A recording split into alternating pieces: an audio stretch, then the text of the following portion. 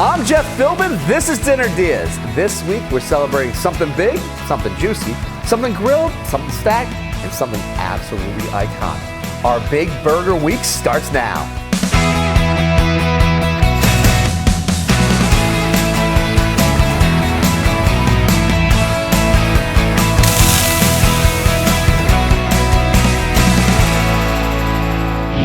It's Burger Week on Dinner DeeAs. All week long, I'll be sharing a brand new burger recipe every single day.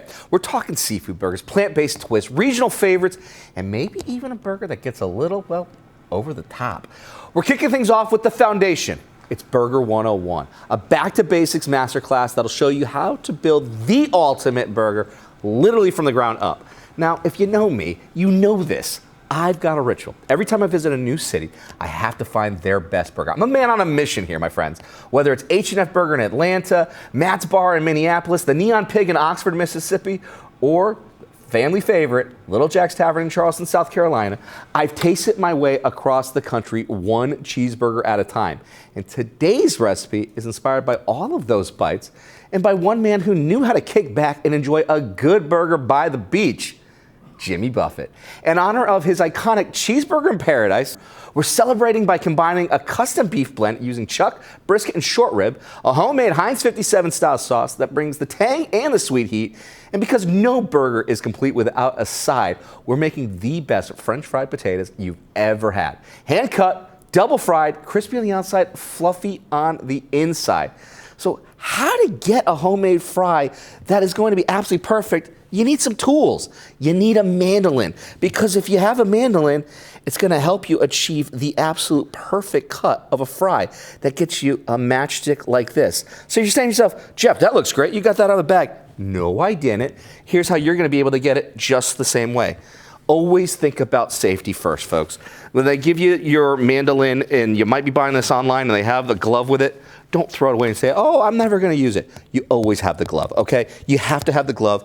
You always want to make sure that you have your guard as well. This is about safety. This is a razor sharp tool right here, and it could do a lot of damage. And trust me, I've been in that situation. It has happened before. You don't want to do it. You don't need to be a hero. You just need to make great food. So what you want to be able to do is always have control of what your item is going to be. In this case, I've got a beautiful Idaho russet potato. I like the skin on for it there. It's going to have a nice little bit of color, some crunch, but also this potato takes that oil with a double fry so well. So what I'm going to do here is I'm just going to go into my mandolin here, and I'm just going to have my palm hold it off the top of it for just the first couple slices here before I have to kind of come into using my guard here. Again, I've got control at the top of it to go through. I've got it cut right here to about 1/4 of an inch, and I know that because I've got my setting for it, but what I want to make sure is that it's going to be able to have a nice cut when I do a slice. So I've got the first couple slices in, and I want to show you how to be safe as well. So I've got my guard here, and all I'm going to do here is just make sure that the prongs go in, and there's little pins that hold it in place, and all you have to do is just rock it back. Let the blade do the work for you, okay? And as you can see, don't be a hero. Sometimes it might get stuck. That's okay. Pull it back. Pull it back. You never want to kind of push it through, because at the end of the day, that's where you're going to get cut. You don't need this, okay? We've got enough already on this side here. Beautiful 1/4 of an inch slices that now all I'm going to do is I'm going to just take them right here into the middle. I've got a Santoku knife. I'm going to stack them. So that way then I can get beautiful matchstick slices here. And all I'm going to just do is just come right down the top to the bottom of my potato, because look, that's a perfect matchstick. It's an absolute perfect matchstick. This is absolutely incredible. So I'm going to take these slices here. I'm going to throw them in some water with the ones that I've already done before. And what I want to do next with this is I want these to soak. These need to soak for at least 30 minutes, and that's going to release so much of that excess starch that's going to make for a beautiful, fluffy French fry. And all that's going to be is just a little bit of some cold water, and then we're going to salt it once it comes out of the fry. It's going to be absolutely fantastic. So while these do their thing for about 30 minutes here, let's make some sauce for this one here. That's the part of Cheeseburger Paradise that's the best part. It's Heinz 57. So we're going to start off with your own version that you can make at home. You can batch, you can bottle, you can have it labeled. It's perfect anytime you want to bring it out when you want guests to come over and try something a little different. I have a base here of ketchup. That's going to be the foundation. I'm going to add just a little bit of some Dijon mustard. I'm going to add just a little Worcestershire sauce. We got a little bit of some honey.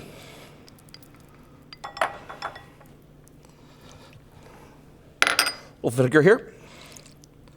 A little tomato paste.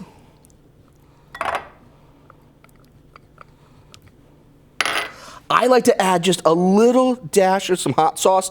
I like it to be a little bit more of that flavor of heat that's happening behind it. Also, that vinegar is really, really nice. And we're going to just add a few dry ingredients here. A little bit of some paprika and a little garlic powder. We're going to just whisk this together.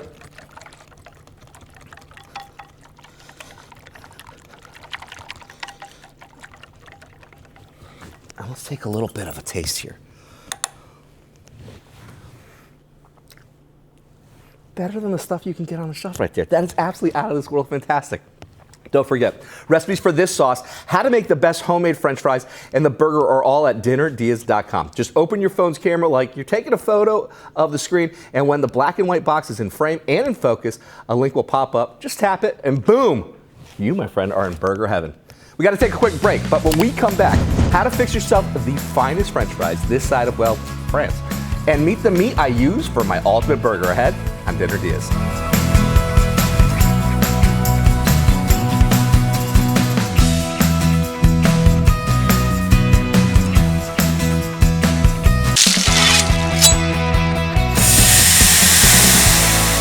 Welcome back to Dinner DeeAs with ideas for dinner, so long as dinner means a big, beautiful burger.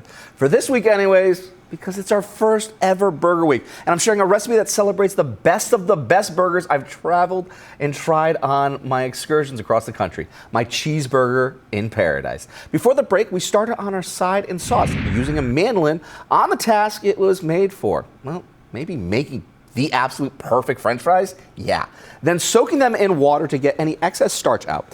Then I gave ketchup a much needed kick, combining with Dijon mustard, Worcestershire sauce, vinegar, honey, tomato paste, paprika, hot sauce, and garlic powder to take it to my own way of enjoying a Heinz 57 sauce.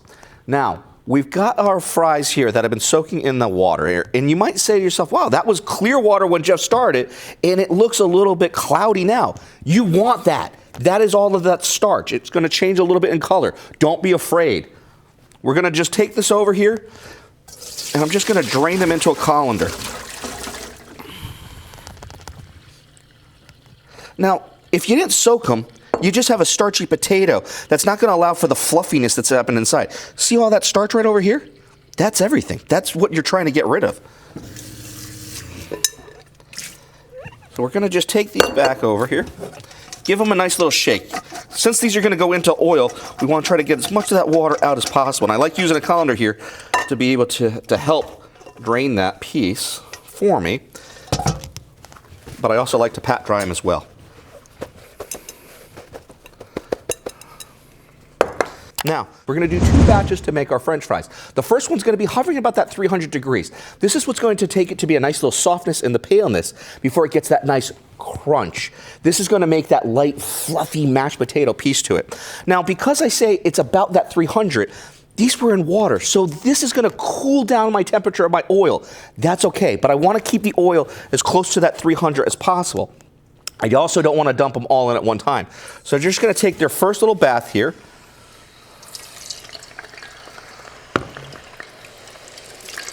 And I can see that oil starting to come down a little bit as I'm doing this. And it's important not to throw everything all at once, so that way then it can shock that oil too much into a colder temperature than you really need. So we're going to do these in these batches here, and I can already see it starting to come down right to about where I want them to be. To taste perfection and never go back to soggy drive-through fries, grab my recipe for these and the burger I'm about to show you at DinnerDeeAs.com. Use your phone, scan the QR code, and you can see it all for yourself. While these get their first hit inside the oil, let's talk about what makes a burger great. It's the blend. Sure, the toppings and the sides matter, the bun matters, but the heart of a truly great burger is in what's in the patty. But not all ground beef is created equal. A good burger starts with a good blend. So that means you need to have flavor, fat, and texture working together to give you that juicy, beefy bite every single time. And today, we're not reaching for a prepackaged pound of ground beef. We're using our own way of doing it our own style, which is with the KitchenAid stand mixer. Now, you've probably used yours for baking cookies or whipping up frosting, but with a grinder attachment, it turns into a total game changer for savory dishes too. You start about $40 for an off-brand attachment, and let me tell you, my friends, it's perfect for making burgers. So let's break down the cuts that we're using. Now, I've got 3 types of meat here that when combined make what I believe is the ultimate burger blend. Is it the cheapest or the quickest? No, but if you want to indulge you and your guests for a special occasion, this is how to do it. And when you compare the prices of burgers in sit-down restaurants these days, the math isn't that bad. So let's get into what's going to make this burger blend come alive. We've got chuck. Now, this is the base. The chuck is affordable, it's beefy, it's got the ideal fat ratio, it's about 80-20, and it gives that burger that classic flavor and that juicy bite. Now, here's where we start really having more fun with this, because we got short rib right here in the middle. Now, this one's the indulgent cut. Short rib brings bold, meaty flavor and a beautiful marbling that gives your burger a steak-like quality. It's that little luxury that takes the burger from good to absolutely unforgettable. But not to be outdone is the last one, and this one kind of rounds out the trifecta of the best burger blend. It's brisket. Brisket adds richness. It's got a deep, slightly sweet flavor. It's the connective tissue right there that helps melt down during the cooking, adding the tenderness and the body to the patty. So when you combine all of these and you grind them together using this mixer's attachment, you get a blend that's just the right balance of lean and fat, flavor, and structure.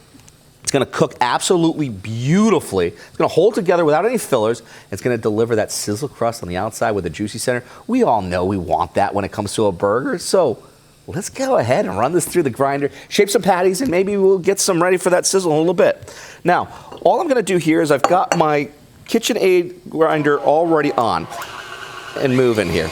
I've got it right here at about a 4. And it doesn't matter what starting point you go. It's all going to come together and when you make that blend together. So we can just take a little bit of everything all in.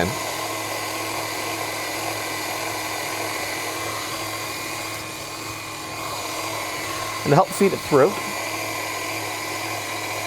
I'm just going to push it through.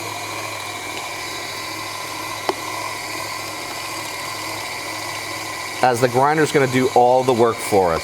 Well, I get to grinding, and no using that phrase out of context on YouTube, please. We're taking a quick break. When we come back, I'll be making all this into the patty perfection that this burger deserves. Ahead on Dinner DeeAs.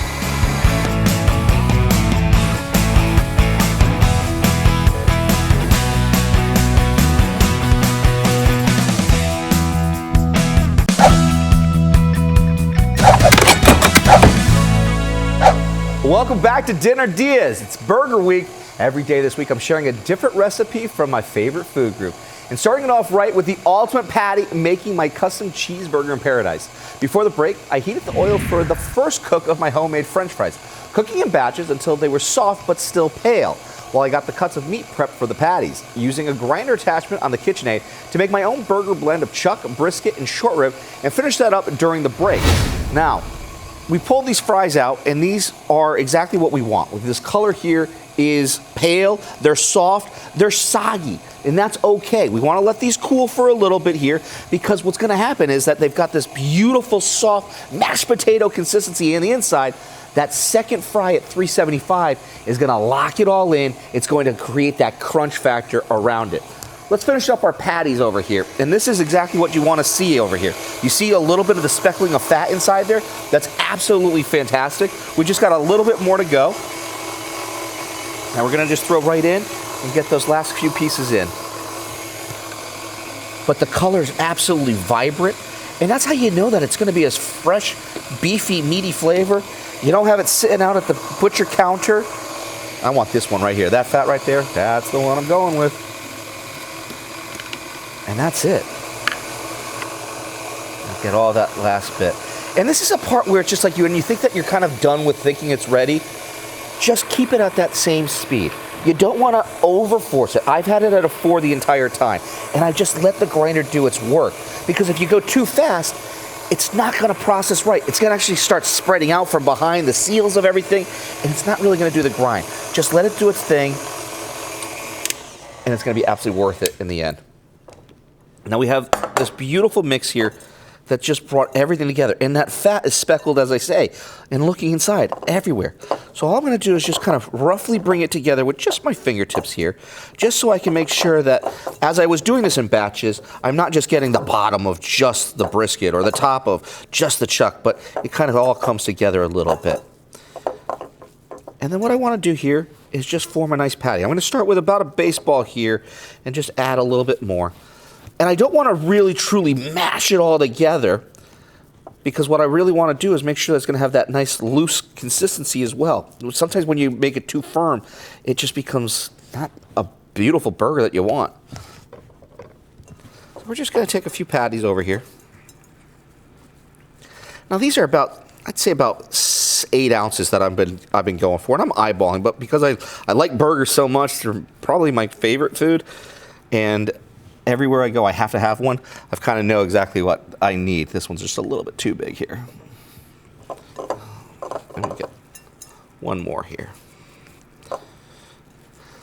And that fat's going to help render it out as well. So you might start off with about an 8-ounce patty. And I like to do this one because it's a single burger. Now, if I was doing a smash burger, I'd go thinner, and I would have a 2-patty on that one. Are you going to really have 16 ounces worth of beef?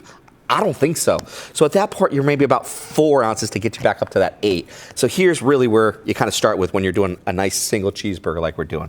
So we got our burger patties perfectly done up here. We've got a nice hot pan here going with just a little bit of a high smoke point oil. Got grape seed oil. We're just going to hit inside our pan here. Give it a nice little coat.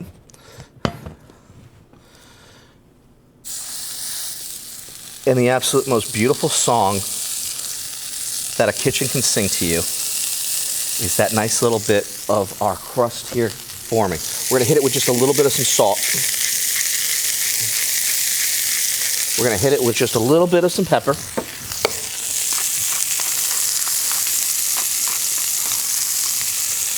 And we're going to look at this for about 3 to 4 minutes on each side.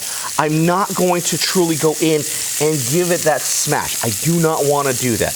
But all I want to do is just make a nice little push down. And it's important that you do this because you had something that was a ball in shape, but now what do you have? You have the beef actually touching and getting more surface area of that cast iron to give you that beautiful sear. And to treat your taste buds to the best burger that you'll ever make, grab my recipe at dinnerdeas.com or just scan the QR code in the corner of the screen to find us with your phone.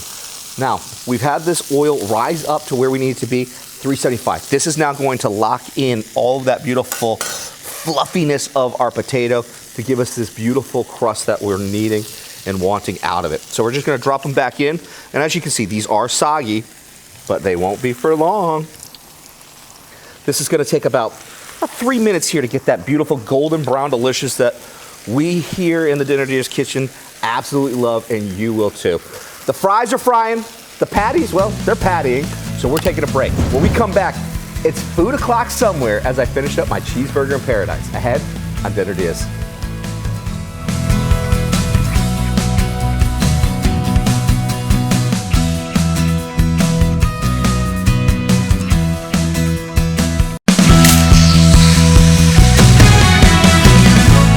Welcome back to Dinner Deas, bringing you all burgers all week long as we present a parade of the perfect patties, no matter what type you want to taste. Today, we're starting off with the best in beef as I bring you my cheeseburger in paradise. Before the break, I finished up grinding chuck, brisket, and short ribs for the burgers, and that was it. No fillers, nothing else needed to make the perfect patty, which I seared for about 3 minutes on each side while I got our fries reacquainted with our oil for the second frying to bring the all-important crispiness. Then toss them with just a little salt as soon as they were done because that oil is the glue. Now, let's get some cheese on top of these burgers here. Now, in the spirit of the song, Jimmy said it's got to be Munster, so we got just a little bit of some Munster going on top of that right here. A lid to just kind of lock in some of that moisture for that steam while we can start assembling this burger here. We've got our 57 sauce that we're just going to hit on the bottom. That is absolutely going to be zesty and sweet, a little bit of some heat behind it, out of this world fantastic. We're going to hit it with just a little bit of some lettuce. We got some tomatoes.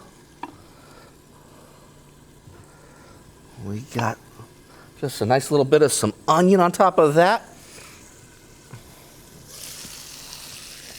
And our burgers with that nice little bit of some melted cheese right on top like so.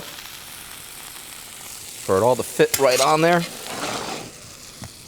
Well, it looks so good. Not to be outdone though. We're going to finish it with just a little bit of some fries. And look at that. Golden brown. Nice little bit of some parsley on top of those fries to bring that nicely together. And a fun burger that just screams summertime. There it is, my friends. Cheeseburger in paradise. A tasty tribute to the late, great Jimmy Buffett. Heaven on earth with its onion slice. But the only thing, it's missing the big Coach pickle and that cold draft beer. And you, my friends. But you can at least make this for yourself by grabbing the recipe at dinnerdeas.com or just scan the QR code to find us. And if you make it, send us a photo. I'm Jeff Philbin. See you next time with more ideas for dinner, or as we call them, Dinner Dias.